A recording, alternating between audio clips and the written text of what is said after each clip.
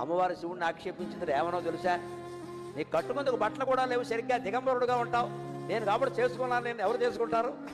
పులితోలు కడతావు, ఏనుగుతోలు కడతావు, ఇంకేం లేవు, రెండే బట్టలు. మరి అంతే కదా, ఎప్పుడు పులితోలు లేదా ఏనుగుతోలు, ఏనుగు చర్మం పులి చర్మం, కాకపోతే నువ్వు కట్టుకునేందుకు ఏం లేదు ఇక్కడ అందుకే. అంటే ఆయన అన్నట్ట పులితోలు ఏనుగుతోలు రెండు దాచిపెట్టి నేను ఏం కట్టుకుంటానో నీకు చూపిస్తాను అన్నట్ట. ఇప్పుడు కావాలనే పులితోలు ఏనుగుతోలు అయ్యవారికి దొరకకుండా చేసింది. ఇప్పుడు స్నానం చేసి వచ్చింది కైలాస మానస సరోవరంలో.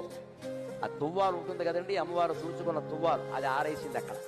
ఆయన వెంటనే దాన్ని ధరించాడు వస్త్రంగా. అమ్మవారు స్నానం చేసి తుడుచుకున్న తువ్వాలని శివుడు ధరించాడు. అదేమిటి అంటే ఇది అచ్చం పులితోలు ఏనుగుతోలు రెండు కలిపినట్టుగా ఉంది అన్నట్టు. ఎందుకని?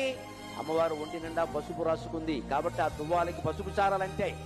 అమ్మవారు కస్తూరి తిలకం దిద్దుకుంది కాబట్టి కాటుక పెట్టుకుంది కాబట్టి నల్లటి చారలు కూడా అంటే. నల్ల చారలు పసుపు చారలు ఉంటే పులితోలే కదా. అదండి